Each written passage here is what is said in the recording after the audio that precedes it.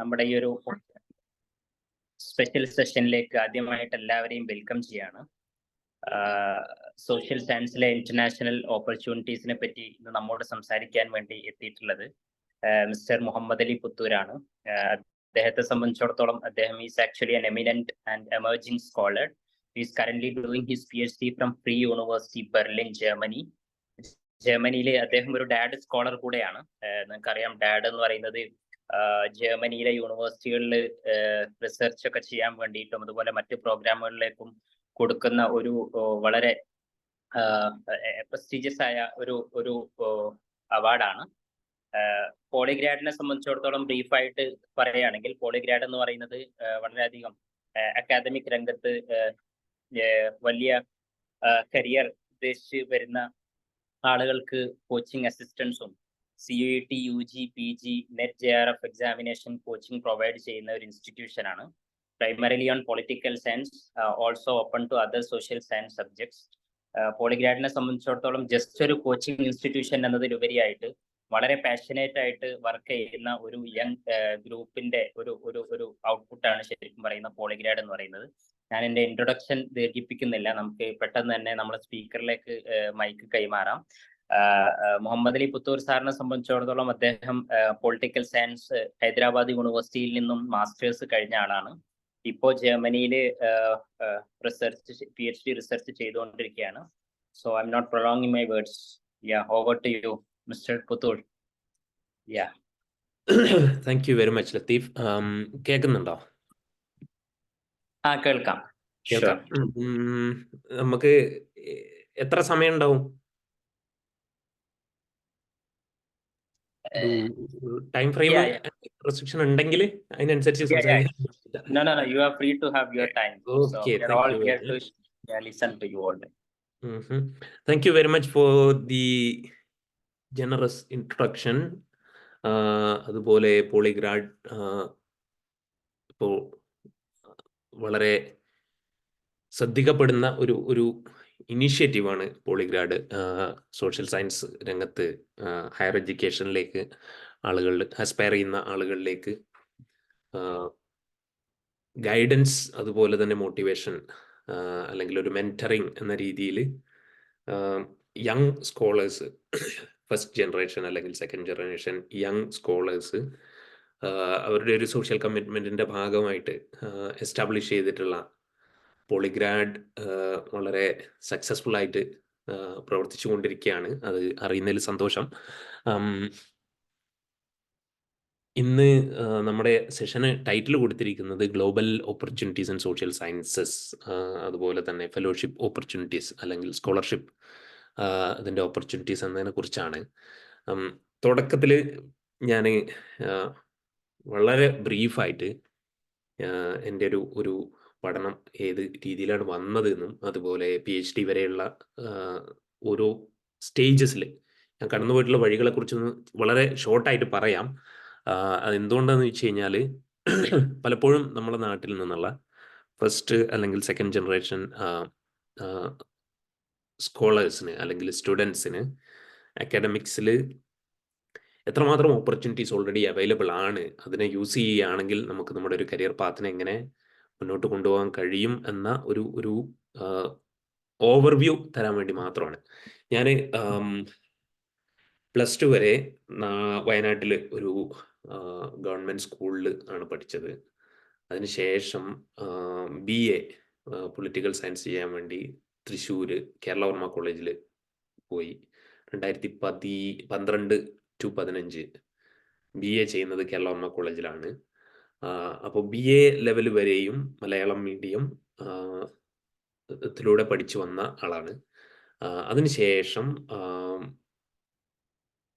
University of Hyderabad അല്ലെങ്കിൽ ചുരുക്കി HCU എന്ന ആളുകൾ പറയുന്ന യൂണിവേഴ്സിറ്റി ഓഫ് ഹൈദരാബാദിൽ MA പൊളിറ്റിക്കൽ സയൻസിന് ജോയിൻ ചെയ്തു. അവിടെ നിന്ന് തന്നെ 2017 to 2019 സമയത്ത് MPhil പൊളിറ്റിക്കൽ സയൻസ് ചെയ്തു. അതിനുശേഷം 2020 മുതൽ ഫ്രൈ യൂണിവേഴ്സിറ്റി ബെർലിൻ, ജർമ്മനിയിലെ ഫ്രൈ യൂണിവേഴ്സിറ്റി ബെർലിൻ എന്ന് പറയുന്ന യൂണിവേഴ്സിറ്റിയിൽ Berlin graduate school Muslim cultures and societies എന്ന് പറയുന്ന ഒരു റിസർച്ച് ഇൻസ്റ്റിറ്റ്യൂട്ടിൽ പൊളിറ്റിക്കൽ സയൻസിൽ PhD ചെയ്യുകയാണ്. ഞാൻ PhD ചെയ്യുന്നത് മുസ്ലിം പൊളിറ്റിക്സ് ഇൻ ഇന്ത്യ അല്ലെങ്കിൽ മുസ്ലിം പൊളിറ്റിക്സ് ഇൻ ഹൈദരാബാദ് എന്ന് പറഞ്ഞ് ഹൈദരാബാദ് ബേസ് ചെയ്തിട്ടുള്ള ഒരു പൊളിറ്റിക്കൽ പാർട്ടിയും അതിൻ്റെ പൊളിറ്റിക്കൽ ഹിസ്റ്ററി, അതുപോലെ തന്നെ ഈ പൊളിറ്റിക്കൽ പാർട്ടി എങ്ങനെയാണ് അതിൻ്റെ കോൺസ്റ്റിറ്റ്വൻസുമായിട്ട് എൻഗേജ് ചെയ്യുന്നത്, അതിൻ്റെ പാർട്ടി സ്ട്രാറ്റജികൾ എങ്ങനെയാണ് over the period of time എങ്ങനെയാണ് ഒരു പാർട്ടി എമേർജ് ചെയ്യുന്നത്, അത് വികസിക്കുന്ന വ്യത്യസ്തങ്ങളായ ഘട്ടങ്ങളിൽ എങ്ങനെയാണ് ഈ പാർട്ടി ആളുകളുമായിട്ട് കണക്ട് ചെയ്യുന്നത്, സൊസൈറ്റിയിലുള്ള ഡിഫറെൻറ്റ് കമ്മ്യൂണിറ്റീസ്, അതുപോലെ ഓരോ കമ്മ്യൂണിറ്റിക്ക് ഇടയിലുള്ള ഡിഫറെൻറ്റ് സെക്ഷൻസ്. ഞാൻ സോഷ്യൽ സയൻസ് ആസ്പിരൻസിനോടാണ് സംസാരിക്കുന്നത് കൊണ്ടാണ് വളരെ ഡീറ്റെയിൽ ആയിട്ട് ഇതിനെ എക്സ്പ്ലെയിൻ ചെയ്യാത്തത്, എല്ലാവരും ഫോളോ ചെയ്യുന്നുണ്ടാണെന്ന് വിചാരിക്കുകയാണ്. അപ്പം within communities intra community conflicts എങ്ങനെ വർക്ക് ചെയ്യുന്നു,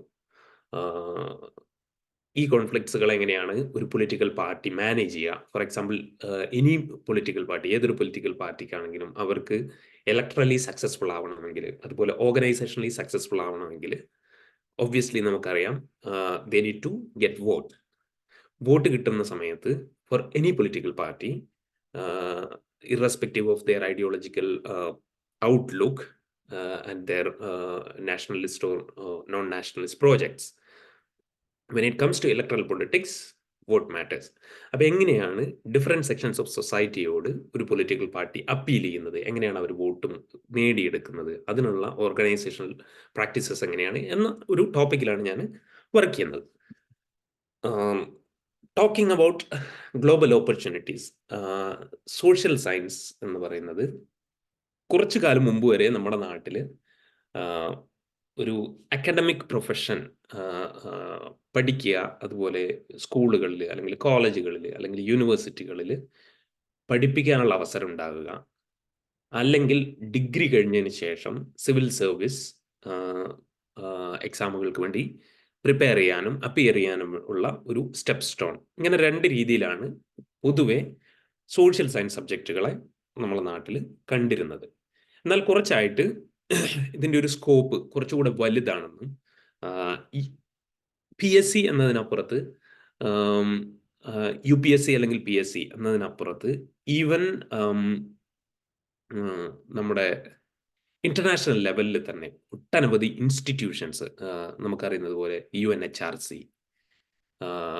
human rights, United Nations human rights commission, അല്ലെങ്കിൽ യുണൈറ്റഡ് നേഷൻസിൻ്റെ തന്നെ ഇൻസ്റ്റിറ്റ്യൂഷൻസ്, ഇപ്പോൾ ഇന്റർനാഷണൽ കോർട്ട് ഓഫ് ജസ്റ്റിസ്, അതല്ലെങ്കിൽ ഡിഫറെൻറ്റ് ഫോറംസ്, ഇങ്ങനെയുള്ള ഫോറമുകളിൽ, അതുപോലെ ഇൻസ്റ്റിറ്റ്യൂഷനുകളിൽ, അവരുടെ UN വ്യത്യസ്തങ്ങളായ ഘടകങ്ങളിലൊക്കെ ഒട്ടനവധി തൊഴിൽ അല്ലെങ്കിൽ കരിയർ സാധ്യതകൾ സോഷ്യൽ സയൻസ് ബാക്ക്ഗ്രൗണ്ടിൽ നിന്ന് വരുന്ന ആളുകൾക്ക് ലഭിക്കുന്നുണ്ട്.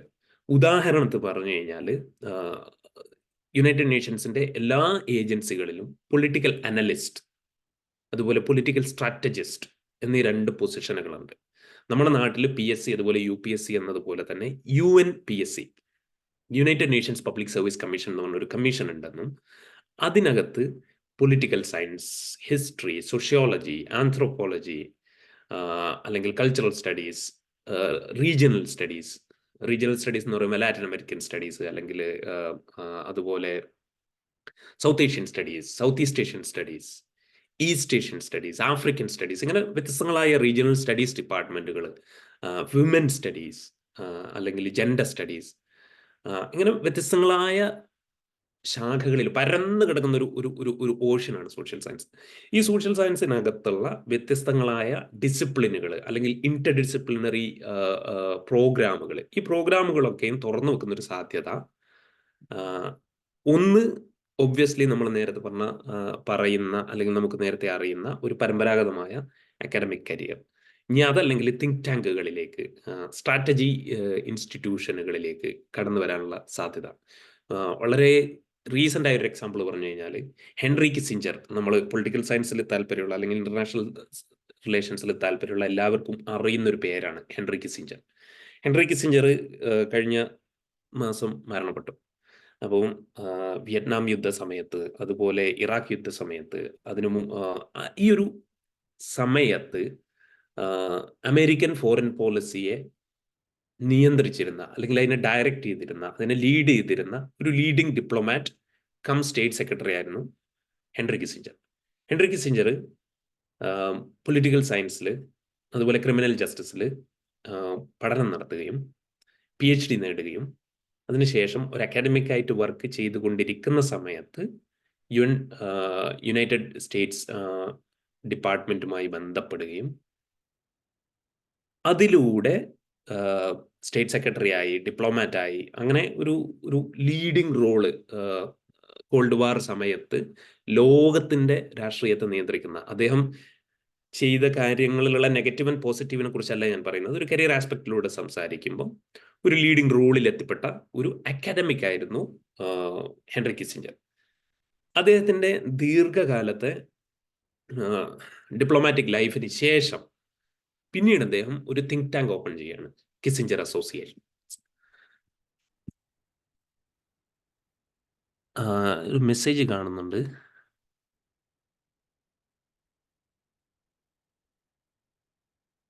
Okay. Yeah, I'll try to speak a little bit in English as well as in Malayalam. അങ്ങനെ ഒരു റിക്വസ്റ്റ് വന്നിട്ടുണ്ട്. അപ്പോൾ Henry Kissinger basically was a diplomat who came from the academics, and later on, after his diplomatic career, he again opened a think tank that gave a lot of opportunities for aspiring social scientists to engage in researches about society, about politics, about communities that would later could be developed into policies. So ചുരുക്കി പറഞ്ഞു കഴിഞ്ഞാൽ academics, social science നൽകുന്ന ഓപ്പർച്യൂണിറ്റികൾ വളരെ വൈഡായിക്കൊണ്ടിരിക്കുന്ന ഒരു കാലത്താണ് നമ്മൾ ജീവിക്കുന്നത്. ഇതിനകത്ത് ഇന്ത്യക്ക് പുറത്തുള്ള അവസരങ്ങളെക്കുറിച്ച്, സ്കോളർഷിപ്പ് അവസരങ്ങളെക്കുറിച്ചാണ് പ്രധാനമായിട്ടും ഇന്ന് ഞാൻ സംസാരിക്കേണ്ടത്. അതുകൊണ്ട് തന്നെ അഡ്മിഷൻ അല്ലെങ്കിൽ സ്ഥാപനങ്ങൾ ഏതൊക്കെയാണ് എന്നതിനെക്കുറിച്ച് എല്ലാവർക്കും ഒരു ധാരണ ഉണ്ടാവും ഞാൻ കരുതുകയാണ്. ഇന്റർനാഷണലി ലീഡിംഗ് ആയിട്ടുള്ള ഒട്ടനവധി യൂണിവേഴ്സിറ്റികൾ, അതുപോലെ ഗ്രാജുവേറ്റ് സ്കൂളുകൾ, അതിനെക്കുറിച്ച് എല്ലാവർക്കും ധാരണ ഉണ്ടായിരിക്കും എന്ന് ഞാൻ വിചാരിക്കുകയാണ്. ഒരു പരിധി വരെ നമ്മളെ നാട്ടിൽ നിന്ന് ഇത്തരം ഇൻസ്റ്റിറ്റ്യൂഷനുകളിലേക്ക് എത്തിപ്പെടുക എന്നുള്ളത് until 30-40 years back, it was only possible for a very creamy layer of the society. ഏറ്റവും അപ്പർ ക്ലാസ് സോഷ്യൽ സ്റ്റാറ്റസ് ഉള്ള ബാക്ക്ഗ്രൗണ്ട് ഉള്ള ആളുകൾക്ക് മാത്രം സാധിച്ചിരുന്നൊരു കാര്യമാണ്. There were in history very few exceptions. For example, Dr. B.R. Ambedkar, despite being born into a Dalit family at a time when casteism and caste-based discrimination was at its peak, Dr. Ambedkar could get into Lannan School of Economics and then Columbia School in US and in Germany as well. He was an exception. At the same time, Jawaharlal Nehru, Mahatma Gandhi, Muhammed Ali Jinnah, Maulana Shaukat Ali, there were a number of people during the nationalist movement, for example, 1920s or even before that, were able to go to Oxford, were able to go to Cambridge, and they were also able to go to different universities in the West, partly because they were born into very privileged families. But things have changed, especially after the globalization. One of the positive aspects of globalization was that it opened the horizon of opportunities for aspiring students across social classes. ഇത് സാധ്യമാകുന്നതിന് പിന്നിൽ ഒന്ന് ഇൻഫർമേഷൻ്റെ ഒരു democratisation ഉണ്ട്. നമ്മൾക്ക് ഇന്ന് ആർക്കും internet മുഖേന അതുപോലെ മറ്റ് സാധ്യതകൾ ഉപയോഗിച്ച് വ്യത്യസ്തങ്ങളായ ഇൻസ്റ്റിറ്റ്യൂഷനുകളെ മനസ്സിലാക്കാനും സാധ്യതകളെക്കുറിച്ച് അറിയാനും അപ്ലൈ ചെയ്യാനുള്ള സാഹചര്യമുണ്ട്. രണ്ട്, it is also due to the scholarship opportunities that people from middle class, lower middle class, and even lower class families can aspire to, and in fact find opportunities in leading academic institutions in the West. Not only in the West, but also sometimes in China, sometimes in Southeast Asian countries, for example, Malaysia, Indonesia, Singapore. ഇത്തരം വ്യത്യസ്തങ്ങളായ globally claimed ആയിട്ടുള്ള ഇൻസ്റ്റിറ്റ്യൂഷനുകളിലേക്ക് masters അല്ലെങ്കിൽ PhD അല്ലെങ്കിൽ post ഡോക് സാധ്യതകളിലേക്ക് പോകാനുള്ള ഒരു പ്രധാനപ്പെട്ട വാതിൽ എന്ന് പറയുന്നത് സ്കോളർഷിപ്പ് ഓപ്പർച്യൂണിറ്റീസ് ആണ്. അപ്പോൾ most of the time finding an institution and getting admission is not as difficult as we might think it is. എന്തുകൊണ്ടാണെന്ന് പറഞ്ഞു കഴിഞ്ഞാൽ sometimes as I have seen from my own experience as well as the experience of the people that I know of, getting an admission into most of the universities, that globally acclaimed universities, is not a very difficult task. നമ്മൾക്ക് താല്പര്യമുണ്ടാവുകയും അതുപോലെ തന്നെ academic ഇൻസ്റ്റിറ്റ്യൂഷനിലേക്ക് പോകാനുള്ള ഒരു താല്പര്യവും അതിൻ്റെ ആവശ്യമുള്ള basic നോളജുകളും ഉണ്ടാവുക എന്ന ഒരൊറ്റ ക്രൈറ്റീരിയ മാത്രമേ ആക്ച്വലി വേൾഡ് റിനൗണ്ട് യൂണിവേഴ്സിറ്റികളിലേക്ക് എത്തിപ്പെടാനുള്ള റിക്വസിറ്റ് ആയിട്ടുള്ളൂ, pre requisite. Sometimes it is easier to get an admission in Western universities than getting an admission in many of the Indian universities, in central universities. എന്തുകൊണ്ടാണെന്ന് വെച്ച് കഴിഞ്ഞാൽ most of the universities in the West do not have a common entrance examination. അതേ സ്ഥാനത്ത് ഇന്ത്യയിൽ central യൂണിവേഴ്സിറ്റികളിലേക്ക് വളരെ പ്രശസ്തമായ central യൂണിവേഴ്സിറ്റികൾ വളരെ rigorous ആയിട്ടുള്ള അക്കാഡമിക് ട്രെയിനിങ് ലഭിക്കുന്ന ഇന്ത്യയിലെ ജവഹർലാൽ നെഹ്റു യൂണിവേഴ്സിറ്റി അല്ലെങ്കിൽ ജാമിയ മില്ലിയ അല്ലെങ്കിൽ ജാദവ്പൂർ യൂണിവേഴ്സിറ്റി അല്ലെങ്കിൽ യൂണിവേഴ്സിറ്റി ഓഫ് ഹൈദരാബാദ് എന്നിങ്ങനെയുള്ള സ്ഥലങ്ങളിലേക്ക് എത്തിപ്പെടാൻ we need to go through a very competitive entrance examination. അതിൽ tens of thousands of people participate in it, and sometimes we also need to write an entrance examination that has nothing to do with our നമുക്ക് ഏറ്റവും താല്പര്യമുള്ള ഒരു വിഷയം, അതിന് പുറത്തുള്ള ഒരുപാട് കാര്യങ്ങൾ, ജനറൽ ആയിട്ടുള്ള കാര്യങ്ങൾ. ഇപ്പോൾ പൊളിറ്റിക്കൽ സയൻസ് പഠിക്കാൻ താല്പര്യമുള്ള ആളുകൾക്ക് റീസണിങ്, എക്കണോമിക്സ്, സ്റ്റാറ്റിസ്റ്റിക്സ്, ഇതുമായി ബന്ധപ്പെട്ട വിഷയങ്ങൾ, ഇംഗ്ലീഷുമായി ബന്ധപ്പെട്ട് ഇങ്ങനെയുള്ള ഒരുപാട് മേഖലകൾ കവർ ചെയ്യുന്ന ഒരു ജനറൽ എൻട്രൻസ് എക്സാമിനേഷൻ എഴുതിയിട്ട് വേണം പലപ്പോഴും ഇന്ത്യയിലെ സെൻട്രൽ യൂണിവേഴ്സിറ്റികളിൽ എത്തിപ്പെടാൻ. അതേ സ്ഥാനത്ത് when you have A degree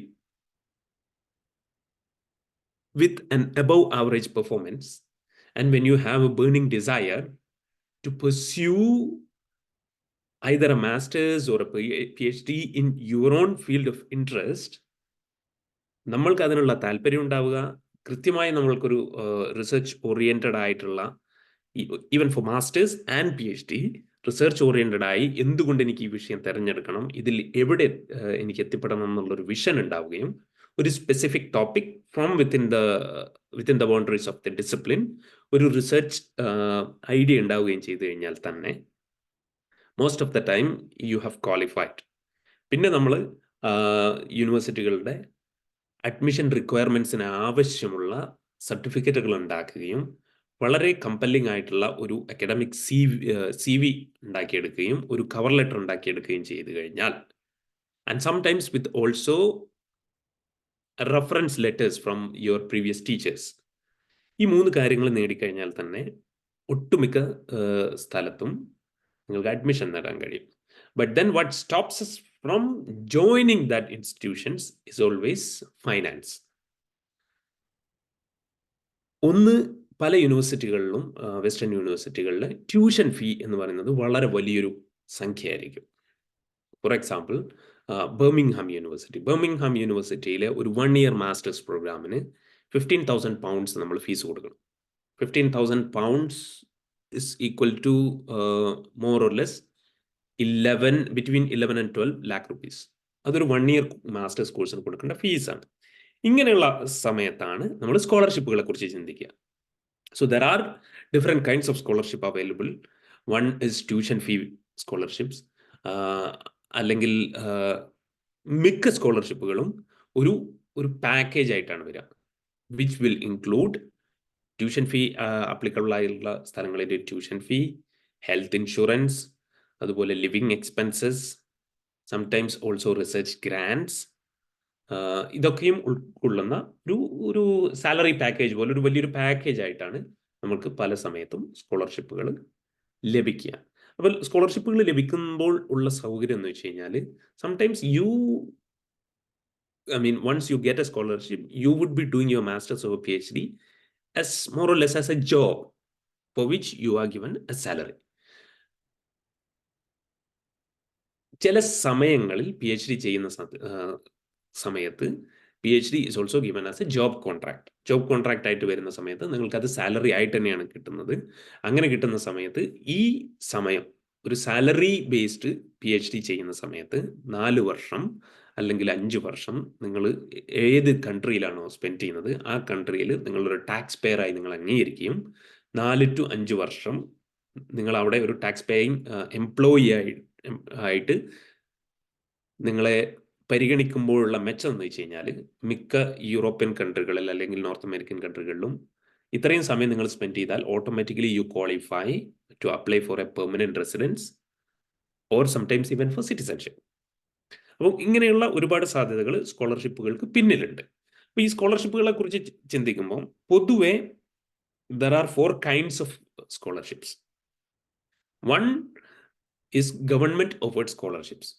വ്യത്യസ്തങ്ങളായ രാജ്യങ്ങളിൽ ഇപ്പോൾ ജർമ്മനി, സ്പെയിൻ, അല്ലെങ്കിൽ ബ്രിട്ടൻ, അല്ലെങ്കിൽ യുണൈറ്റഡ് സ്റ്റേറ്റ്സ്, കാനഡ, അല്ലെങ്കിൽ ഓസ്ട്രേലിയ, ഇങ്ങനെയുള്ള രാജ്യങ്ങളിലൊക്കെയും ഗവൺമെന്റ് നൽകുന്ന സ്കോളർഷിപ്പുകൾ ഉണ്ടാവും. അപ്പോൾ ഈ ഗവൺമെന്റ് നൽകുന്ന സ്കോളർഷിപ്പുകളുടെ ഒരു പ്രത്യേകത എന്ന് വെച്ച് കഴിഞ്ഞാൽ it is not restricted to any particular academic disciplines. അപ്പോൾ അത് നാച്ചുറൽ സയൻസ് അല്ലെങ്കിൽ സോഷ്യൽ സയൻസ്, ഹ്യൂമാനിറ്റീസ്, ഇങ്ങനെ വ്യത്യാസം ഉണ്ടാവുകയില്ല. പല സമയത്തും ഗവൺമെന്റ് സ്കോളർഷിപ്പുകൾ എല്ലാ മേഖലകളെയും കവർ ചെയ്യുന്ന തരത്തിലുള്ള സ്കോളർഷിപ്പുകളായിരിക്കും.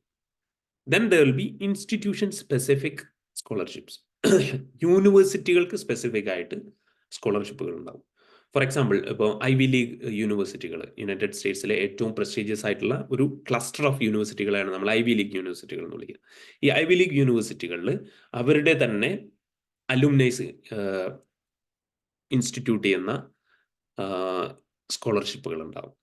അത് പല സമയത്തും ഒരു പെർട്ടിക്കുലർ ഡിപ്പാർട്ട്മെന്റിൽ അല്ലെങ്കിൽ ഒരു പെർട്ടിക്കുലർ ഇൻസ്റ്റിറ്റ്യൂട്ടിനകത്ത് മാസ്റ്റേഴ്സ് ചെയ്യാൻ അല്ലെങ്കിൽ PhD ചെയ്യാൻ വേണ്ടി അവരവരുടെ ഇൻസ്റ്റിറ്റ്യൂഷൻസിൻ്റെ സ്പോൺസേഴ്സ് അല്ലെങ്കിൽ അവിടുത്തെ അലുമിനൈകൾ അല്ലെങ്കിൽ ഫൗണ്ടേഷനുകൾ ചില സമയങ്ങളിൽ യൂണിവേഴ്സിറ്റികളിൽ റിസർച്ച് ചെയറുകളും ഇൻസ്റ്റിറ്റ്യൂട്ടുകളും സ്പോൺസേഴ്സ് എസ്റ്റാബ്ലിഷ് ചെയ്യും. ഫോർ എക്സാമ്പിൾ, ഇപ്പം കേംബ്രിഡ്ജിൽ വ്യത്യസ്തങ്ങളായ ഇൻസ്റ്റിറ്റ്യൂട്ടുകൾ, ഇപ്പം ഒരു ഉദാഹരണം പറയുകയാണെങ്കിൽ ഒരു മിഡിൽ ഈസ്റ്റേൺ കൺട്രി താല്പര്യപ്പെടുകയാണ്, ഒമാൻ ഫോർ എക്സാമ്പിൾ. ഒമാൻ്റെ ഹിസ്റ്ററി, അതുപോലെ ഒമാൻ്റെ ഡിപ്ലോമാറ്റിക് റിലേഷൻസ്, അതിനെ അവർക്ക് ഇന്റർനാഷണൽ ലെവലിലേക്ക് മെച്ചപ്പെടുത്തണമെന്ന് താല്പര്യപ്പെടുമ്പോൾ സ്വാഭാവികമായും നോളജ് എക്കോണമിയുമായി ബന്ധപ്പെട്ട് ഇന്നത്തെ കാലത്ത് ചെയ്യുന്ന ഒരു കാര്യം എന്ന് വെച്ച് കഴിഞ്ഞാൽ Oman based either government or research institutes would try to establish an Oman Research Center in one of the famous universities in the West. For example, Cambridge അല്ലെങ്കിൽ ഓക്സ്ഫോർഡിൽ, അല്ലെങ്കിൽ ഷിക്കാഗോ യൂണിവേഴ്സിറ്റിയിൽ ഒരു ഒമാൻ സ്പെസിഫിക് റിസർച്ച് ഇൻസ്റ്റിറ്റ്യൂട്ട് തുടങ്ങാം. അങ്ങനെ വരുമ്പോൾ ഇത് മറ്റൊരു രാജ്യം അല്ലെങ്കിൽ ഒരു സ്പോൺസർ, ഒരു കമ്പനിയൊക്കെ ഒരു യൂണിവേഴ്സിറ്റിക്കകത്ത് ഇങ്ങനെയുള്ള ഇൻസ്റ്റിറ്റ്യൂട്ടുകൾ തുടങ്ങുമ്പോൾ they also take care of the finances of that particular chair or institute. അങ്ങനെ വരുന്ന സമയത്ത് അവിടെ പഠിക്കാൻ വരുന്ന ആളുകളെ, അത്തരം ഇൻസ്റ്റിറ്റ്യൂട്ടുകളിലേക്ക് ആളുകളെ ആകർഷിക്കാൻ വേണ്ടി ഒരുപാട് പണം ചെലവഴിക്കുന്നത് നമുക്ക് കാണാൻ കഴിയും. ഇതിൻ്റെ കൂട്ടത്തിൽ പറഞ്ഞു പോകേണ്ട ഒരു കാര്യമാണ്, now we also have lot of globally famous universities going out of their traditional university cities to different countries and establishing either their off campuses or their institutes in different countries. For example, Georgetown University now has its branches in Qatar. American University has its branches in Beirut, in Cairo. അങ്ങനെയും നമ്മൾ മുമ്പ് western യൂറോപ്പിൽ അല്ലെങ്കിൽ north അമേരിക്കയിൽ മാത്രം ചെന്ന് attend ചെയ്യാൻ പറ്റുമായിരുന്ന കോഴ്സുകളും യൂണിവേഴ്സിറ്റികളും ഹാസ് നൗ എന്താണ് come to different parts of the world. Even ഇന്ത്യയിലും അടുത്ത കാലഘട്ടത്തിൽ തന്നെ ഗ്ലോബലി ഫേമസ് ആയിട്ടുള്ള അക്ലെയിംഡ് ആയിട്ടുള്ള പ്രസ്റ്റീജിയസ് ആയിട്ടുള്ള യൂണിവേഴ്സിറ്റികൾ അവരുടെ ക്യാമ്പസുകൾ തുടങ്ങാനുള്ള സാധ്യതകൾ നമ്മൾ കാണുന്നുണ്ട്. അപ്പം instead of we going into the universities also have started to come to our own countries. അപ്പം ഇങ്ങനെ ഇൻസ്റ്റിറ്റ്യൂഷൻസ് സ്ഥാപിക്കപ്പെടുമ്പം ഞാൻ പറഞ്ഞു വന്നതാണ്, അവർ ഇൻസ്റ്റിറ്റ്യൂഷൻസിൻ്റെതായ സ്കോളർഷിപ്പുകൾ നൽകുന്നതുണ്ടാവും. ദെൻ NGOs ആൻഡ് ഫൗണ്ടേഷൻസ്, വ്യത്യസ്തങ്ങളായ പൊളിറ്റിക്കൽ പാർട്ടികൾ അല്ലെങ്കിൽ കമ്പനികൾ, അവർ അവരുടെ ഔട്ട്റീച്ച് പ്രോഗ്രാമിൻ്റെ ഭാഗമായിട്ട് അല്ലെങ്കിൽ അവരുടെ CSR പ്രോഗ്രാമുകളുടെ ഭാഗമായിട്ടൊക്കെ സ്കോളർഷിപ്പുകൾ ഇൻസ്റ്റിറ്റ്യൂട്ട് ചെയ്യുന്നത് കാണാൻ കഴിയും. ഇതിൻ്റെ ഓരോന്നിൻ്റെയും എക്സാമ്പിൾസ് ഞാൻ പറഞ്ഞു വരാം.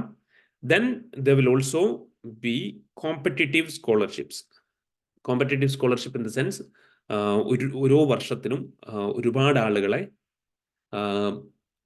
ആപ്ലിക്കേഷൻസ് വിളിച്ച് ഒരു വലിയ പ്രോസസ് ഓഫ് സെലക്ഷൻ പ്രോസസ്സിന് ശേഷം ഔട്ട്സ്റ്റാൻഡിംഗ് ആയിട്ടുള്ള ആളുകൾക്ക് നൽകുന്ന കോമ്പറ്റിറ്റീവ് സ്കോളർഷിപ്സ് ഉണ്ട്. ഉദാഹരണം പറഞ്ഞു കഴിഞ്ഞാണെങ്കിൽ Rhodes scholarship, RHODES, Rhodes scholarship UK-യിലെ വളരെ പ്രസ്റ്റീജിയസ് ആയിട്ടുള്ള ഒരു സ്കോളർഷിപ്പാണ് റോഡ് സ്കോളർഷിപ്പ്. അതല്ലെങ്കിൽ Charles Wallace scholarship. Charles Wallace scholarship എന്ന് പറയുന്നത് UK-യിൽ തന്നെ കൂടുതലായിട്ടും സ്വാസ് യൂണിവേഴ്സിറ്റി ബേസ് ചെയ്തിട്ട് നൽകപ്പെടുന്ന ഒരു സ്കോളർഷിപ്പാണ് ചാൾസ് വേലസ് സ്കോളർഷിപ്പ്. ചാൾസ് വേലസ് സ്കോളർഷിപ്പ് എന്ന് പറഞ്ഞു കഴിഞ്ഞാൽ റിസർച്ചേഴ്സിന് അവരവരുടെ രാജ്യത്തിന് പുറത്ത് റിസർച്ച് കണ്ടക്ട് ചെയ്യാൻ സാഹചര്യം ഇല്ലാതിരുന്ന, ഓപ്പർച്യൂണിറ്റീസ് കിട്ടാതിരുന്ന ആളുകൾക്ക് അവരവരുടെ രാജ്യത്തിന് പുറത്ത്, എസ്പെഷ്യലി UK-യിൽ പോയി ആർക്കൈവ്സിൽ, അതുപോലെ ലൈബ്രറികളിൽ, അതുപോലെ യൂണിവേഴ്സിറ്റികളിൽ റിസർച്ച് നടത്താനുള്ള ഒരു ഓപ്പർച്യൂണിറ്റി നൽകാൻ വേണ്ടി കൂടെ ഉണ്ടാക്കിയിട്ടുള്ള ഒരു സ്കോളർഷിപ്പാണ് ചാൾസ് വേലസ് സ്കോളർഷിപ്പ്. ഈ സ്കോളർഷിപ്പൊക്കെയും കുറച്ച് കോമ്പറ്റീറ്റീവ് ആയിരിക്കും. നമ്മൾക്ക് കൃത്യമായ ഒരു റിസർച്ച് പ്രോജക്റ്റ് ഉണ്ടാവുകയും അതിനാവശ്യമുള്ള വലിയ റിസർച്ച് പ്രോജക്റ്റും റെഫറൻസ് ലെറ്ററുകളും മോട്ടിവേഷൻ ലെറ്ററൊക്കെ വെച്ച് അപ്ലൈ ചെയ്ത് ഇൻ്റർവ്യൂ പ്രോസസ്സിനൊക്കെ ശേഷം ലഭിക്കുന്ന ഒരു സ്കോളർഷിപ്പാണ്. അതുപോലെ തന്നെ മറ്റൊരു സ്കോളർഷിപ്പാണ് കോമൺവെൽത്ത് സ്കോളർഷിപ്പ്.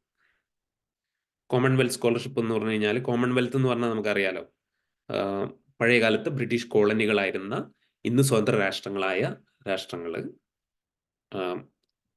ഈ രാഷ്ട്രങ്ങളിൽ നിന്നുള്ള ആളുകൾക്ക് ഉപരിപഠനത്തിന് വേണ്ടി നൽകപ്പെടുന്ന സ്കോളർഷിപ്പാണ് കോമൺവെൽത്ത് സ്കോളർഷിപ്പ്. ഇതും UK ബേസ്ഡ് സ്കോളർഷിപ്പാണ്. ഈ സ്കോളർഷിപ്പുകളിലേക്കും നമ്മൾക്കൊക്കെ അപ്ലൈ ചെയ്യാനും അത് നേടിയെടുക്കാനുള്ള സാഹചര്യങ്ങളുണ്ട്. അപ്പോൾ ഞാൻ പറഞ്ഞത് broadly there are 4 types of scholarships. One is government scholarship, then there are institution specific scholarship, then there are foundations, and then there are some internationally prestigious competitive scholarship. ഇനി ഞാൻ കുറച്ചുകൂടെ ജർമ്മനി സ്പെസിഫിക് ആയിട്ടുള്ള ഈ നേരത്തെ പറഞ്ഞ സ്കോളർഷിപ്പുകളിൽ നിന്നും ജർമ്മനിയിൽ നമ്മൾക്ക് അവൈലബിൾ ആയിട്ടുള്ള സ്കോളർഷിപ്പുകൾ ഏതൊക്കെയാണ് എന്നതിൻ്റെ ഒരു ഔട്ട്ലൈനാണ് പറയാൻ ഉദ്ദേശിക്കുന്നത്. ഇൻസ്റ്റെഡ് ഓഫ് ഗിവിങ് യു എന്താണ് very detailed information about each and every scholarship, what I would like to do is to give you an orientation about different kinds of scholarships. And വളരെ പ്രധാനമായിട്ട് നമ്മൾ മനസ്സിലാക്കേണ്ട ഒരു കാര്യം, for each scholarship there are very detailed informations about the timing of the application, the procedure of applying, the kind of certificates are required, and ഇതിനെക്കുറിച്ചൊക്കെ വളരെ detailed ആയിട്ടുള്ള user friendly ആയിട്ടുള്ള ഇൻ്റർഫേസുകളുള്ള വളരെ വെൽ എസ്റ്റാബ്ലിഷ്ഡ് ആയിട്ടുള്ള വെബ്സൈറ്റുകളുണ്ട്. ഈ വെബ്സൈറ്റുകളിൽ പോവുകയും വളരെ സ്പെസിഫിക് ആയിട്ടുള്ള ഡീറ്റെയിലുകൾ അവിടെ നിന്ന് നമ്മൾ നേടിയെടുക്കുകയും വേണം. കാരണം I don't think it's possible to give detailed explanation about each and every scholarship in a presentation like this. So ജർമ്മനിയിലേക്ക് വരികയാണെങ്കിൽ നമ്മൾ ആദ്യം പറഞ്ഞ ഗവൺമെന്റ് പ്രൊവൈഡഡ് സ്കോളർഷിപ്പുകൾ, ഇതിൽ പ്രധാനമായിട്ടും ഉള്ള 2 സ്കോളർഷിപ്പുകളാണ്. ഒന്ന് DAAD, വേറെ ഒന്ന് DFG. DAAD എന്ന് പറഞ്ഞു കഴിഞ്ഞാൽ ഡോയ്ച്ച് അക്കാഡമിഷർ ഔസ്റ്റോസ് ദീൻസ്റ്റ്, അല്ലെങ്കിൽ ജർമ്മൻ അക്കാഡമിക് എക്സ്ചേഞ്ച് സർവീസ് എന്ന് പറയുന്ന ജർമ്മൻ ഗവൺമെന്റിന്റെ ഒരു ഏജൻസി നൽകുന്ന സ്കോളർഷിപ്പുകളാണ്. DAAD ബാച്ചിലേഴ്സ്, മാസ്റ്റേഴ്സ്, PhD ഈ 3 മേഖലകളിൽ സ്കോളർഷിപ്പുകൾ നൽകുന്നു. വളരെ എഫിഷ്യൻ്റ് ആയിട്ടുള്ള, ഒന്നാമത്തെ ഒരു കാര്യം, മറ്റ് വെസ്റ്റേൺ യൂറോപ്യൻ കൺട്രീസിൽ അല്ലെങ്കിൽ നോർത്ത് അമേരിക്കൻ കൺട്രീസിനെ അപേക്ഷിച്ച് ജർമ്മനിയിലെ സ്കോളർഷിപ്പിന്റെ തുക നമ്മൾ എടുത്തു കഴിഞ്ഞാൽ പലപ്പോഴും കുറവായിട്ട് നമുക്ക് ഫീൽ ചെയ്യും. അതിൻ്റെ ഒരു കാരണം എന്ന് വെച്ച് കഴിഞ്ഞാൽ ജർമ്മനിയിൽ ട്യൂഷൻ ഫീ ഇല്ലാത്തൊരു രാജ്യമാണ്. അതായത് irrespective of discipline, engineering, medicine, finance, social science, ഏത് മേഖലയിലായാലും ജർമ്മനിയിലെ പബ്ലിക് യൂണിവേഴ്സിറ്റികളിൽ except very few courses normally tuition fee ഇല്ല. അവിടെ വിദ്യാഭ്യാസം ഫ്രീ ആണ്.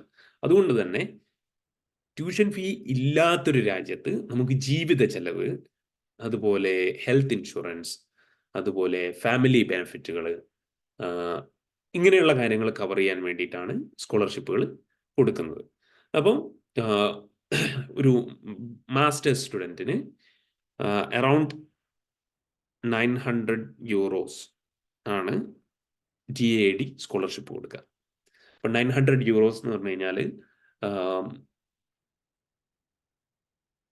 ഒരു 80,000 അല്ലെങ്കിൽ 81,000 ഇന്ത്യൻ റുപ്പീസിന് തുല്യമായിട്ടുള്ളൊരു എമൗണ്ട് ആണ് മാസത്തിൽ DAAD മാസ്റ്റേഴ്സ് സ്റ്റുഡൻസിന് കൊടുക്കുന്നത്. വെൻ യു ഗോ ടു PhDക്ക് ആകുമ്പോൾ 1300 euro അല്ലെങ്കിൽ 1200-നും 1300-നും ഇടയിലാണ് ബേസിക് സ്കോളർഷിപ്പ് നൽകുക. DAAD ഞാൻ നേരത്തെ പറഞ്ഞതുപോലെ എല്ലാ ഡിസിപ്ലിനുകളിലും, സോഷ്യൽ സയൻസ്, ആർട്സ്, ഹ്യൂമാനിറ്റീസ്, അല്ലെങ്കിൽ നാച്ചുറൽ സയൻസ്, ഇങ്ങനെ ടെക്നിക്കൽ ഫീൽഡ്, ഇങ്ങനെ വ്യത്യാസമില്ലാതെ എല്ലാ മേഖലയിലും സ്കോളർഷിപ്പുകൾ നൽകുന്ന ഒരു ഇൻസ്റ്റിറ്റ്യൂട്ടാണ്, അല്ലെങ്കിൽ ഒരു ഏജൻസിയാണ് DAAD. മറ്റൊരു ഏജൻസിയാണ് DFG, ജർമ്മൻ റിസർച്ച് ഫൗണ്ടേഷൻ എന്നാണ് DFGയുടെ ഫുൾ ഫോം. ഡോയ്ച്ച് ഫോർഷും ഗെമൈൻഷാം എന്നാണ്, സൊസൈറ്റി ഗെസൽഷാഫ്റ്റ് എന്നാണ് അതിനെ ജർമ്മനിൽ പറയുന്നത്. DFG കൂടുതലും റിസർച്ച് ഓറിയന്റഡ് സ്കോളർഷിപ്പുകളാണ് നൽകുക. PhD, post doc, individual research programmes, അതുപോലെ റിസർച്ച് ഇൻസ്റ്റിറ്റ്യൂട്ടുകൾക്ക് പ്രൊജക്റ്റിന് വേണ്ടിയിട്ടുള്ള ഫണ്ടിങ്, ഇങ്ങനെയുള്ള ഫണ്ടിങ് ആണ് DFG നൽകുന്നത്. ഇനി ഇൻസ്റ്റിറ്റ്യൂഷൻ സ്പെസിഫിക്, ഓരോ യൂണിവേഴ്സിറ്റികളിലും ഞാൻ നേരത്തെ പറഞ്ഞതുപോലെ യൂണിവേഴ്സിറ്റികളുടേതായിട്ടുള്ള അല്ലെങ്കിൽ അവരുടെ ഡിപ്പാർട്ട്മെന്റുകളുടേതായിട്ടുള്ള സ്പെസിഫിക്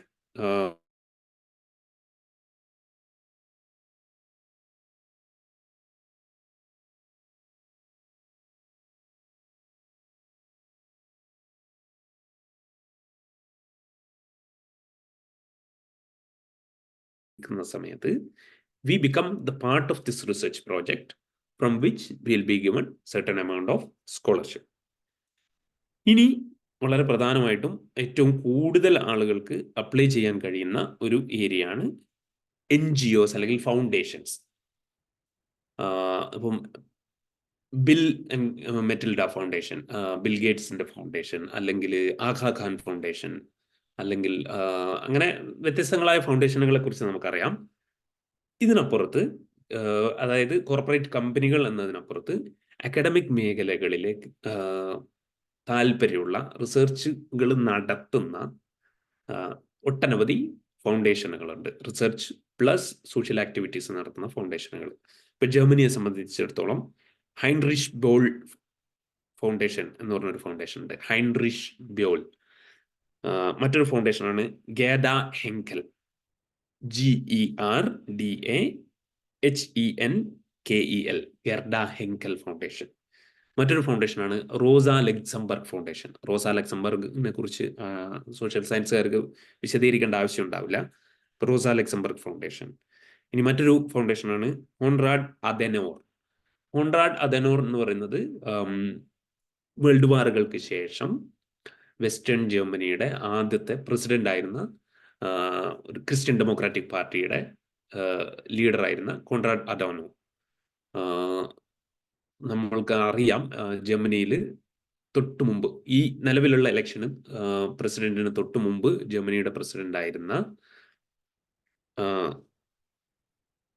അംഗല മെർക്കലിന്റെ പൊളിറ്റിക്കൽ പാർട്ടി ആയിരുന്ന CDU എന്ന് പറയുന്ന ക്രിസ്ത്യൻ ഡെമോക്രാറ്റിക് യൂണിയൻ എന്ന് പറയുന്ന ഒരു പൊളിറ്റിക്കൽ പാർട്ടി. ആ പാർട്ടിയുടെ സ്ഥാപകനും ജർമ്മനിയുടെ ആദ്യത്തെ പ്രസിഡന്റുമായിരുന്ന കോൺറാഡ് അഡോനോ, അദ്ദേഹത്തിന്റെ പേരിൽ ഇൻസ്റ്റിറ്റ്യൂട്ട് ചെയ്യപ്പെട്ട ഒരു ഫൗണ്ടേഷനാണ്. ആ ഫൗണ്ടേഷൻ നൽകുന്ന സ്കോളർഷിപ്പ്. അതുപോലെ മറ്റൊരു ഫൗണ്ടേഷനാണ് ഐൻസ്റ്റൈൻ ഫൗണ്ടേഷൻ. ഈ ഐൻസ്റ്റൈൻ ഫൗണ്ടേഷൻ അല്ലെങ്കിൽ കോൺറാഡ് അഡോനോ ഫൗണ്ടേഷൻ, റോസ ലക്സംബർഗ് ഫൗണ്ടേഷൻ, ഗേഡ ഹെങ്കൽ അല്ലെങ്കിൽ ഹൈൻറിച്ച് ബോൾട്ട്, ഈ ഫൗണ്ടേഷനുകളൊക്കെയും ബോത്ത് മാസ്റ്റേഴ്സ് ആൻഡ് PhD രണ്ട് മേഖലകളിലും സ്കോളർഷിപ്പുകൾ നൽകി വരുന്നുണ്ട്. ഇനി മറ്റൊരു സ്കോളർഷിപ്പാണ് ഡോയ്ച്ച്ലാൻഡ് സ്റ്റിപ്പൻഡിയം അല്ലെങ്കിൽ ജർമ്മൻ സ്റ്റൈപ്പൻഡ് എന്ന് പറയുന്ന. അത് ഒരു ഫുൾ പാക്കേജ് സ്കോളർഷിപ്പിന് പകരം അതൊരു സാമ്പത്തിക സഹായം എന്ന നിലയിൽ 350 or 400 euros per month masters ചെയ്യുന്ന സ്റ്റുഡൻസിന് ഒരു സാമ്പത്തിക സഹായം എന്ന നിലയിൽ നൽകപ്പെടുന്നൊരു സ്കോളർഷിപ്പാണ് ഡോയ്ച്ച്ലാൻഡ് സ്റ്റിപ്പൻഡിയം. മറ്റൊരു സ്കോളർഷിപ്പാണ് ബാഫോഗ് എന്ന് പറയുന്ന BAFOG, ബാഫോഗ് എന്ന് പറയുന്ന ഒരു നീഡ് ബേസ്ഡ് സ്കോളർഷിപ്പ്. അതായത് സാമ്പത്തികമായി പിന്നോക്കം നിൽക്കുന്ന എന്നാൽ അക്കാഡമിക്കലി മെറിറ്റോറിയസ് ആയിട്ടുള്ള സ്റ്റുഡൻസിന് സഹായം നൽകുന്ന ഒരു നീഡ് ബേസ്ഡ് സ്കോളർഷിപ്പ് പ്രോഗ്രാമാണ് ബാഫോഗ്. ബാഫോഗിൻ്റെ ഒരു പ്രത്യേകത, അത് ഒരു 0 ഇൻട്രസ്റ്റ് ലോൺ എന്ന രീതിയിലുള്ള ഒരു സ്കോളർഷിപ്പ് പ്രോഗ്രാമാണ്.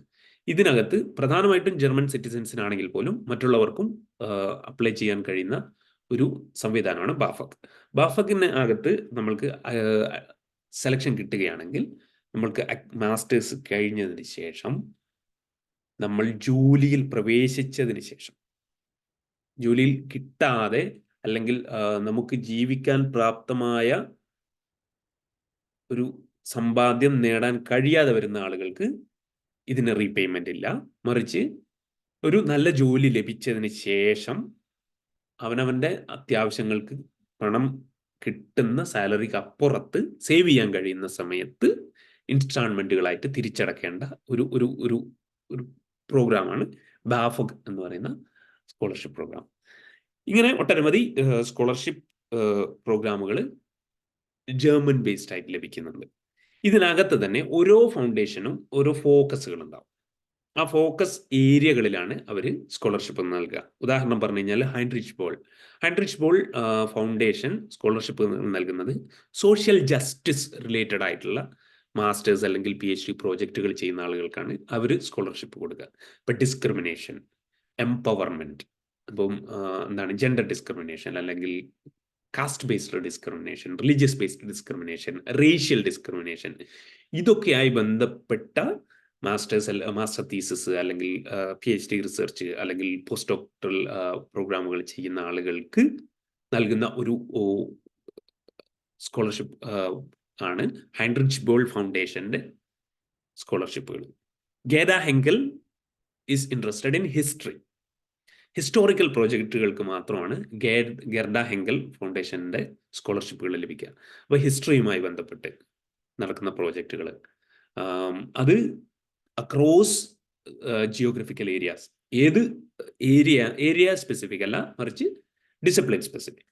ഇനി റോസ ലക്സംബർഗ് കുറച്ചുകൂടെ ജനറൽ സ്കോളർഷിപ്പ് ആണ്, but they give preferences to first generation students അല്ലെങ്കിൽ students who come from minority communities, religious minority, linguistic minority, racial minority, ഇങ്ങനെ വ്യത്യസ്തങ്ങളായ മൈനോറിറ്റി ഗ്രൂപ്പുകളിൽ നിന്ന് വരുന്ന ആളുകൾക്ക് അവരുടെ ആപ്ലിക്കേഷന് കുറച്ചുകൂടെ വെയിറ്റേജ് നൽകുന്ന ഒരു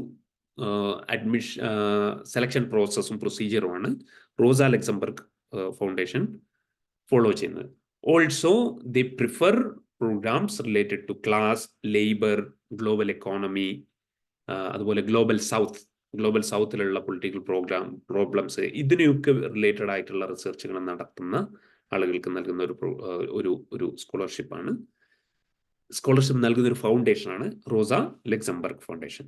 Then comes Konrad Adenauer Foundation.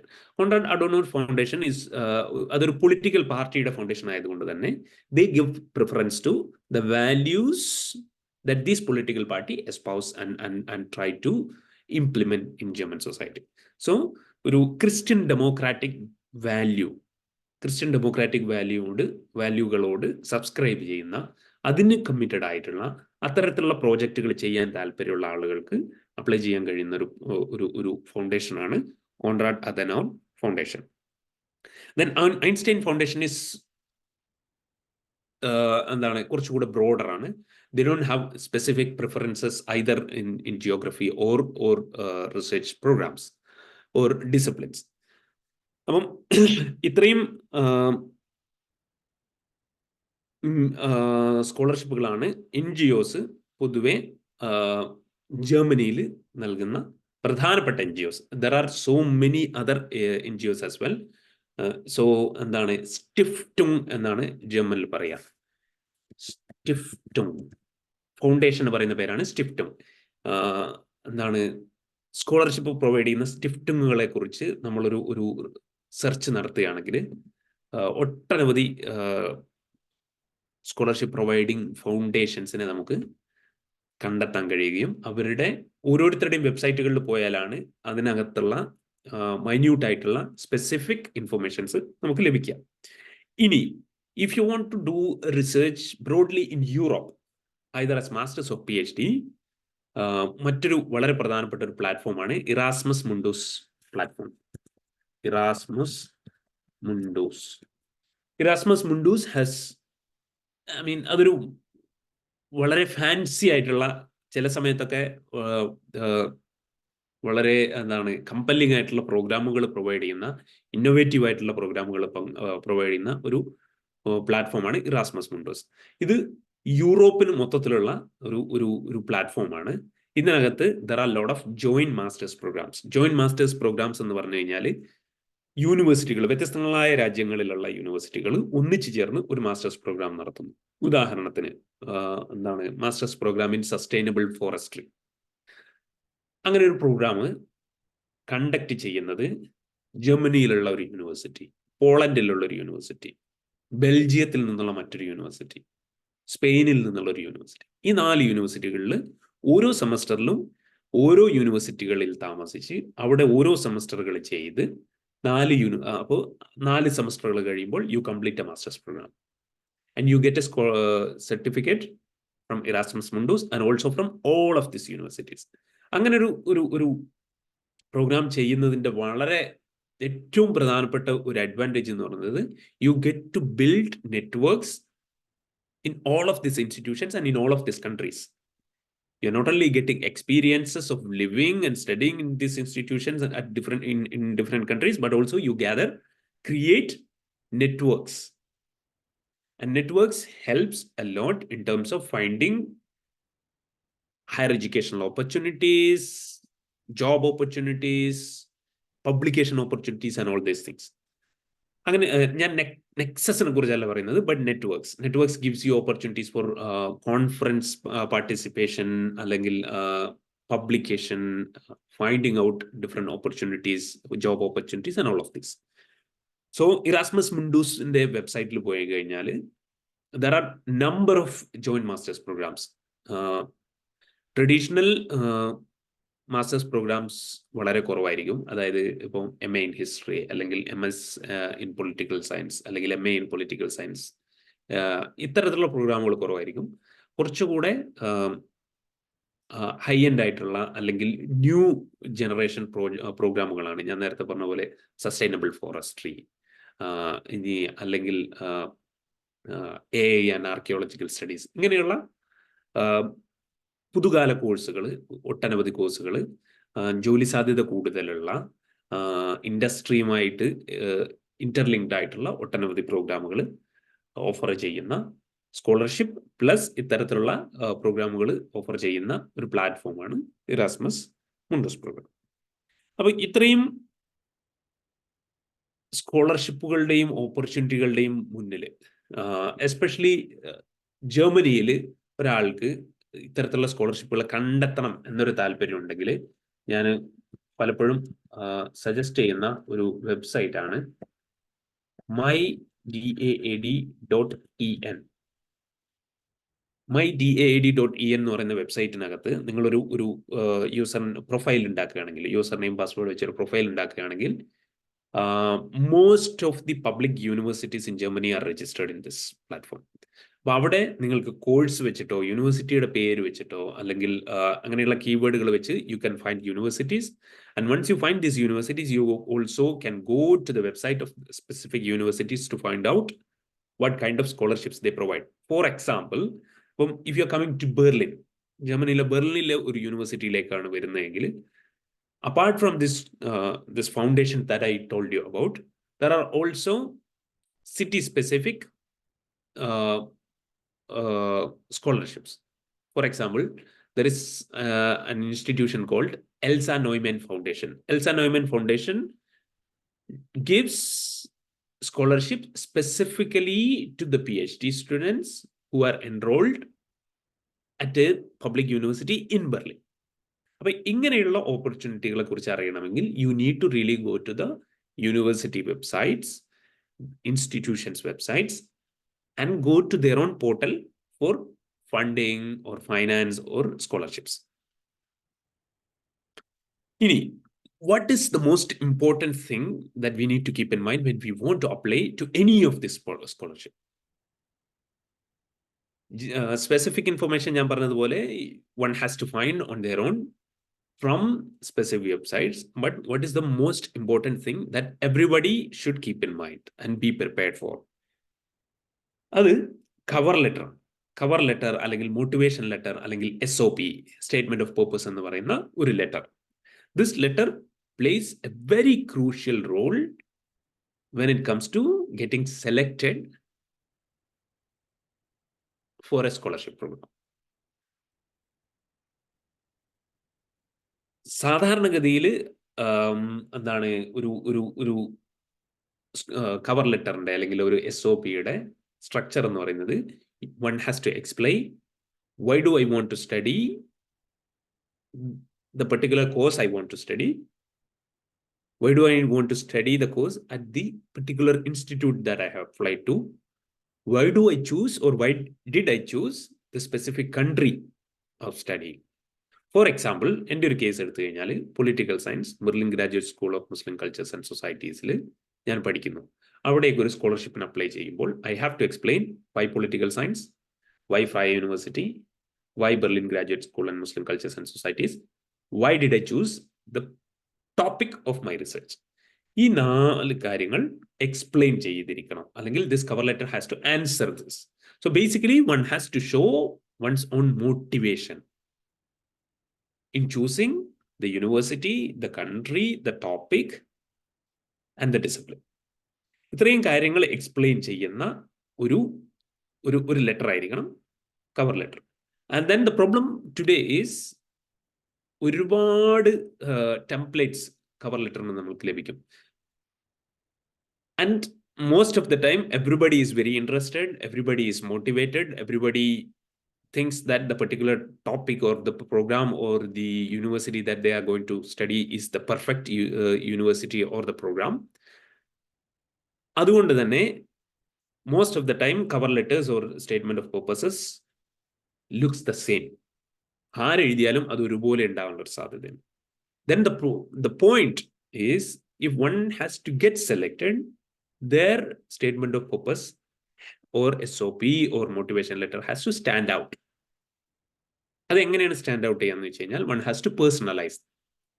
നമ്മുടെ പേഴ്സണൽ ഹിസ്റ്ററിയിൽ നിന്ന് അല്ലെങ്കിൽ നമ്മുടെ മോട്ടിവേഷണൽ ലെറ്ററിൽ ഒരു പേഴ്സണൽ ടച്ച് ഉണ്ടായിരിക്കും. ആ പേഴ്സണൽ ടച്ചിനെ എക്സ്പ്ലെയിൻ ചെയ്യാൻ കഴിയുന്ന തരത്തിലാണ് one can make their own SOP stand out.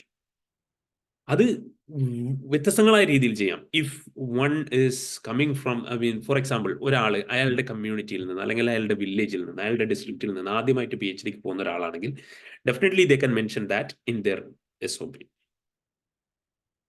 അതിലൂടെ, പക്ഷേ അത് എൻ്റെ മാത്രം ഒരു കാര്യമാണെന്ന് പറയുന്നതിനപ്പുറത്ത്, what are the struggles one had to go through, and how will this program will motivate not only the particular person who is applying, but also an entire generation or a village or a society.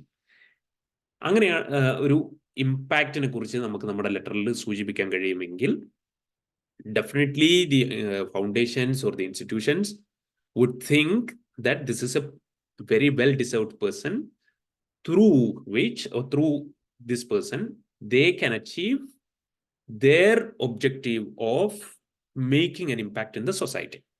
അങ്ങനെ prove ചെയ്യാൻ കഴിയുന്ന രീതിയിൽ ഒരു letter എഴുതണം. For example, ഇപ്പൊ എൻ്റെ കാര്യം പറഞ്ഞു കഴിഞ്ഞാൽ, ഞാൻ 2018 ഫ്രൈ യൂണിവേഴ്സിറ്റിയിൽ PhD പ്രോഗ്രാമിന് അപ്ലൈ ചെയ്തു. But unfortunately due to some technical reasons I could not finish my application. Then I waited another year. 2019 ഞാൻ വീണ്ടും അപ്ലൈ ചെയ്തു. ആ സമയത്ത് I had mention in my SOP എന്ത്, ഞാൻ കഴിഞ്ഞ വർഷം അപ്ലൈ ചെയ്തു, ഇന്ന പ്രശ്നങ്ങൾ ഉണ്ടായി, but I was really motivated and determined to get admission at this particular institute. അതുകൊണ്ട് ഞാനൊരു ഈ വർഷം വെയിറ്റ് ചെയ്തു. ആ ഒരു വർഷത്തിൽ I worked hard on my research proposal. ഞാൻ അതിൽ ഇന്ന മാറ്റങ്ങൾ വരുത്തി എന്നൊക്കെ വിശദീകരിച്ച് എഴുതി. So basically not being able to apply in a particular year is a failure. Or അതൊരു ഹഡിലാണ്, അല്ലെങ്കിൽ അതൊരു ഫെയിലിയർ ആണ്, അല്ലെങ്കിൽ അതൊരു പ്രശ്നമായിട്ടാണ് നമ്മൾ കാണുക.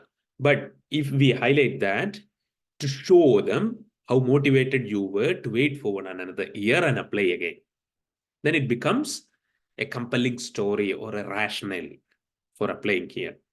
ഇങ്ങനെയുള്ള വളരെ സ്പെസിഫിക് ആയിട്ടുള്ള പേഴ്സണലൈസ്ഡ് ആയിട്ടുള്ള മോട്ടിവേഷൻ.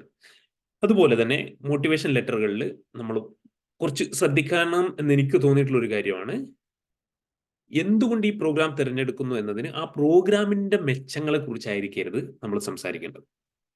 കാരണം യൂണിവേഴ്സിറ്റികളിൽ നൽകപ്പെടുന്ന കോഴ്സുകൾക്കും അതിൻ്റെതായ റിലവൻസ് ഉണ്ട് എന്നുള്ളത് അത് നടത്തുന്ന ആളുകൾക്കും സ്കോളർഷിപ്പ് കൊടുക്കുന്ന ആളുകൾക്കും അറിയാം. But how is that programme relevant for you? ആ പ്രോഗ്രാം അറ്റൻഡ് ചെയ്യുന്നതിലൂടെ നിങ്ങൾക്ക് എന്ത് മെച്ചം ലഭിക്കും എന്നതായിരിക്കണം അവിടെ ഹൈലൈറ്റ് ചെയ്യേണ്ടത്. 1. 2, നിങ്ങളുടെ പാർട്ടിസിപ്പേഷനിലൂടെ ആ ഒരു പെർട്ടിക്കുലർ കൊഹോർട്ടിന്, ആ ഒരു വർഷത്തെ ഒരു ടീമിന്, ജോയിൻ ചെയ്യാൻ പോകുന്ന ഗ്രൂപ്പിന്, അതുപോലെ ആ ഇൻസ്റ്റിറ്റ്യൂഷന് എന്ത് മെച്ചം ലഭിക്കും? What are the experiences that you are going to bring to the table? What kind of expertise of yours can make a contribution to the institute or to the cohort or to the university or to the society that you are going to study. ഇങ്ങനെയുള്ള കാര്യങ്ങളെ reflect ചെയ്യുന്ന തരത്തിൽ ഒരു cover letter എഴുതുക. ഈ cover letter എഴുതാൻ obviously നമ്മൾക്ക് നിലവിൽ ഒരുപാട് AI ടൂളുകളുണ്ട്. ഇപ്പോൾ ChatGPT ഉണ്ട്, ഗൂഗിൾ ബാർഡ് ഉണ്ട്, മറ്റൊരു അനവധി AI ടൂളുകളുണ്ട്. ഇത്തരം AI ടൂളുകളെ നന്നായി പ്രോപ്പർ ആയിട്ടുള്ള പ്രോംപ്റ്റുകൾ വെച്ച് നമ്മൾ ട്രെയിൻ ചെയ്യുകയാണെങ്കിൽ, അതായത് നമ്മുടെ സ്റ്റോറി മൊത്തം ഇത്തരം AI ടൂളുകളെ നമ്മൾ പറഞ്ഞ് പഠിപ്പിച്ചതിന് ശേഷം, based on all of this facts, my experiences, my history, ഇതൊക്കെ വെച്ചുകൊണ്ട് ഒരു റെഫറൻസ് SOP എഴുതി തരാൻ പറഞ്ഞു കഴിഞ്ഞാൽ തീർച്ചയായിട്ടും നല്ലൊരു ഒരു ടെംപ്ലേറ്റ് ആൻഡ് ഫ്രെയിം നമ്മൾക്ക് ലഭിക്കും. അങ്ങനെ ലഭിച്ചൊരു ഫ്രെയിമിനെ അതുപോലെ സബ്മിറ്റ് ചെയ്യുന്നതിന് പകരം പിന്നീട് കൃത്യമായി എഡിറ്റ് ചെയ്യുകയും പേഴ്സണലൈസ് ചെയ്യുകയും ചെയ്യുക. 1. 2, most of the times where we lack is especially students from our background. നമ്മൾ പിന്നോട്ട് പോകുന്ന ഒരു ഏരിയ എന്ന് പറയുന്നത്, we tend to keep our applications as very secret. അതായത് ഫോറിൻ യൂണിവേഴ്സിറ്റിയിൽ ഒരു സ്ഥലത്ത് നമ്മളൊരു ആപ്ലിക്കേഷൻ കൊടുക്കണമെന്ന് വിചാരിച്ചു കഴിഞ്ഞാൽ we tend to keep it as low as possible. നമ്മൾ ഫ്രണ്ട്സിനോട് പറയില്ല, നമ്മൾ സുഹൃത്തുക്കളോട് പറയില്ല, ആരോടും പറയാതെ നമ്മൾ നമ്മളിൽ മാത്രം അത് ഒതുക്കി നിർത്തും. അതിന് സ്വാഭാവികമായിട്ട് ഒരുപാട് കാരണങ്ങളുണ്ട്. 1 is competition and other thing is most common reason behind this is ഒരു പക്ഷേ നമ്മൾ അപ്ലൈ ചെയ്തിട്ട് കിട്ടിയില്ലെങ്കിൽ ഈ പറഞ്ഞ ആളുകളെയൊക്കെ നമ്മൾ വീണ്ടും ഫേസ് ചെയ്യേണ്ടി വരും. അങ്ങനെ ഒരു ചമ്മലുണ്ടാവും. പക്ഷേ ഇങ്ങനെ ആളുകളോട് എല്ലാവരോടും പറഞ്ഞു നടക്കണം എന്നല്ല ഞാൻ പറയുന്നത്.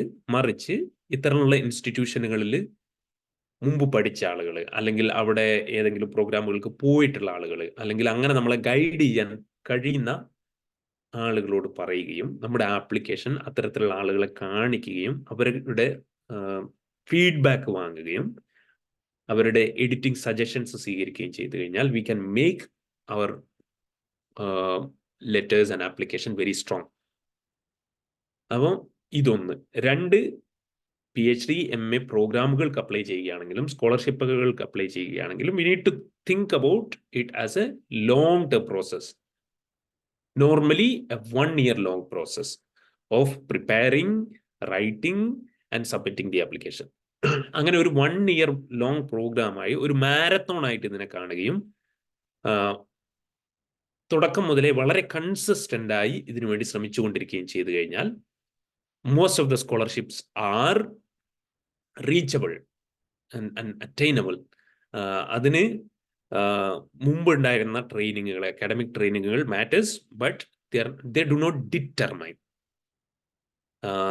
വളരെ സാധാരണ കുടുംബത്തിൽ നിന്നും മലയാളം മീഡിയം സ്കൂളുകളിൽ പോയി ബാച്ചിലേഴ്സ് വരെ മലയാളം മീഡിയം പഠിച്ച്, സംടൈംസ് ഈവൻ മാസ്റ്റേഴ്സിന് മലയാളം മീഡിയത്തിൽ പഠിച്ച്, സംടൈംസ് ഈവൻ +2 ശേഷം മറ്റ് മതവിദ്യാഭ്യാസം മറ്റു കാര്യങ്ങൾക്കൊക്കെ പോകുന്നതോട് കൂടെ ഡിസ്റ്റൻസ് എഡ്യൂക്കേഷനിൽ പോലും ബാച്ചിലേഴ്സും മാസ്റ്റേഴ്സും ചെയ്ത ആളുകൾക്ക് പോലും പിന്നീട് വളരെ പ്രസ്റ്റീജിയസ് ആയിട്ടുള്ള ഒരുപാട് സ്കോളർഷിപ്പുകളും അഡ്മിഷനും കിട്ടിയ ഒരുപാട് സ്റ്റോറികളും ഫ്രണ്ട്സിനെയും അറിയുന്നത് കൊണ്ട് പറയുകയാണ്.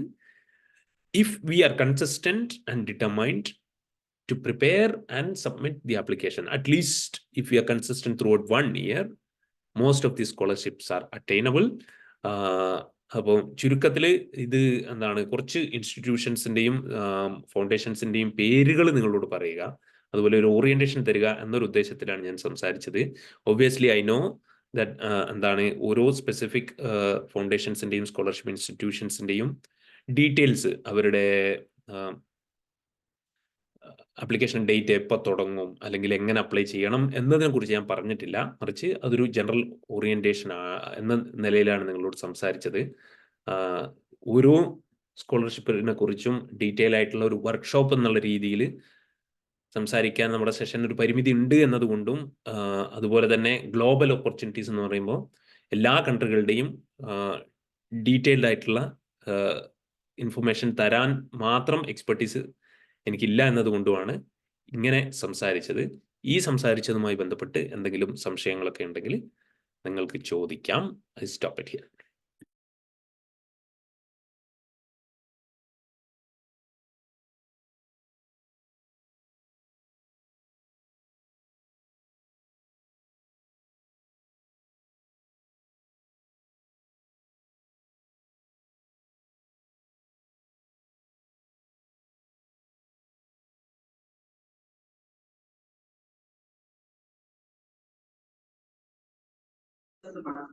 സംശയങ്ങൾ ഉണ്ടെങ്കിൽ ചോദിക്കാം. 2-3 ക്വസ്റ്റ്യൻസ് നമുക്ക് ചോദിക്കാം. ചാറ്റ് ബോക്സ് ഉപയോഗിക്കാം. മൈക്കിൽ നിങ്ങൾക്ക് സംസാരിക്കാം.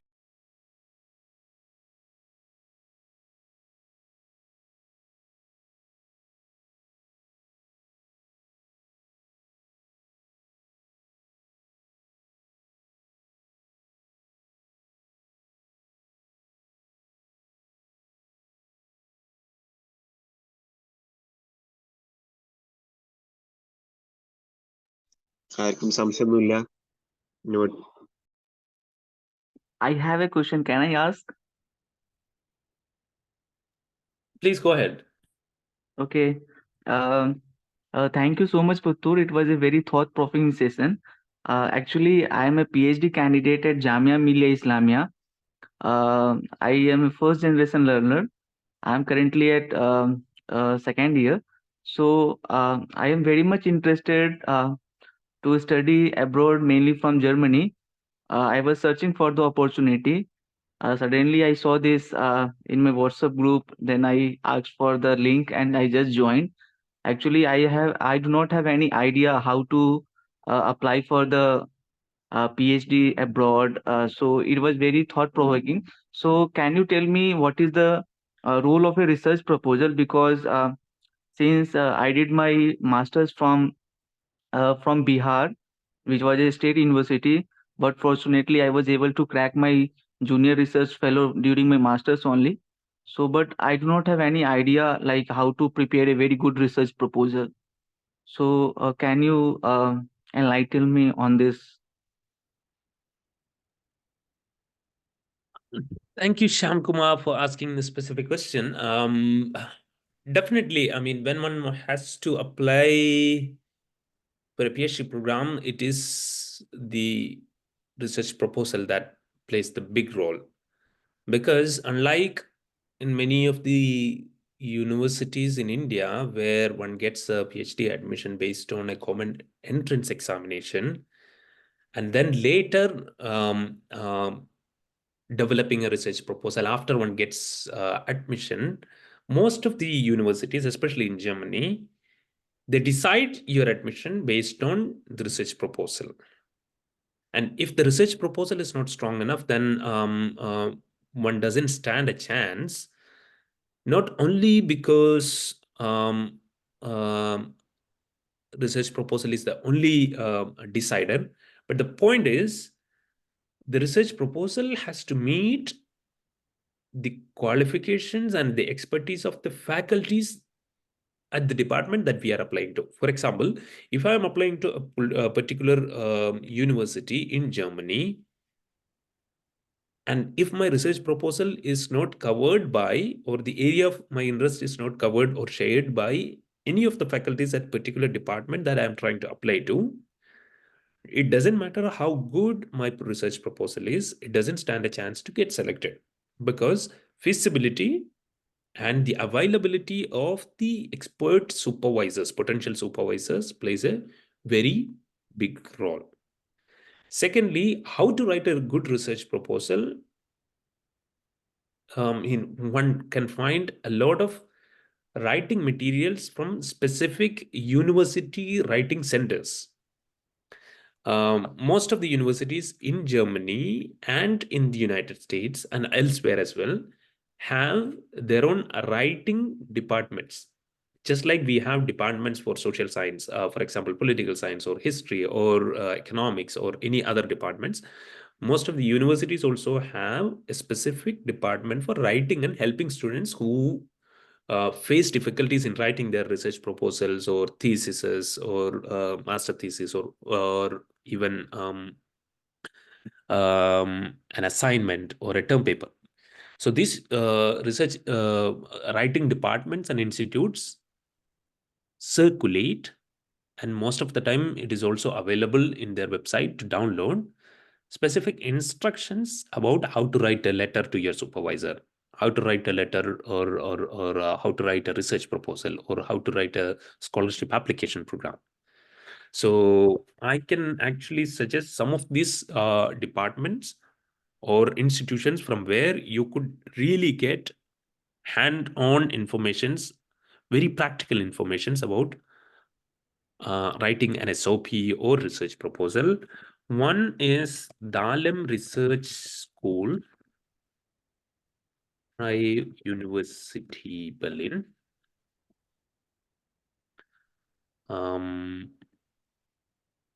It is actually a department instituted for helping researchers, PhD students, postdocs, and master students. They help or they conduct workshops about writing a research paper, writing a proposal, or as I said, SOP and all these things.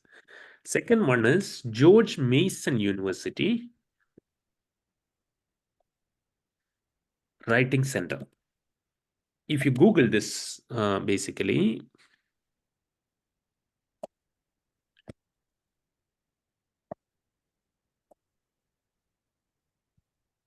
George Mason University Writing Center. If you Google, they have, I mean, a very good writing center, and there are a lot of materials, downloadable materials about effectively writing anything, like writing a letter or a research paper or proposal or most of those things. I think I mean, although I did not exactly explain how to write a research proposal, but these institutions and their materials will help you a lot. One. Second, the quality of the research proposal also depends on who we are writing to. If you are writing to a particular supervisor, a potential supervisor who is going to read our research proposal, it has to meet, first of all, it has to share the interest of areas. Second of all, it has to also meet the expectations of this particular reader. So what one does effectively is, or what one needs to do effectively is, first to go through the publications and probably, if available, lectures and seminars and programs given by this particular professor, and follow this person very keenly to the extent that one has an idea about what this person's writings are, what this person's research areas are, and what could be the terms and the arguments that might trigger interest in this particular person, and then write accordingly. So writing one research proposal and applying to various departments, unfortunately, doesn't work. Rather, a tailor-made research proposal for each application, each department or institutions or professors is the key to get through the application process. I hope I have answered. Yeah, thank you so much. Thank you. It will be very beneficial. Thank you so much. Thank you so much. I'm interested in international relations and diplomacy. Is there a specific scholarships for the same that you have knowledge of? Unfortunately, Vishnudev, I cannot speak about any specific scholarship of international relations in Germany, but Fletcher School and their scholarships in the US is very well known. And one could also try scholarships by Kissinger Institute. These are the two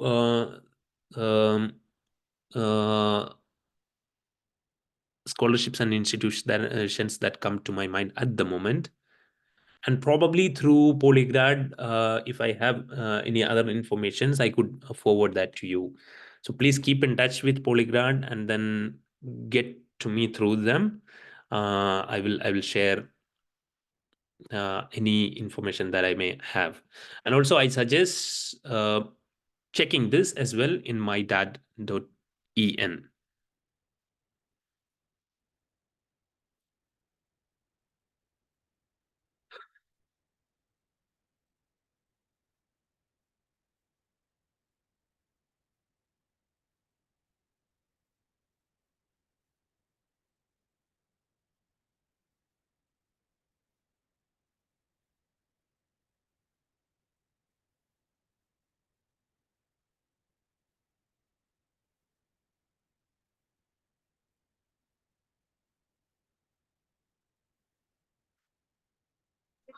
okay, നമുക്ക് wind up ചെയ്യാൻ തോന്നുന്നുണ്ട്. ഇനി anybody have any doubts?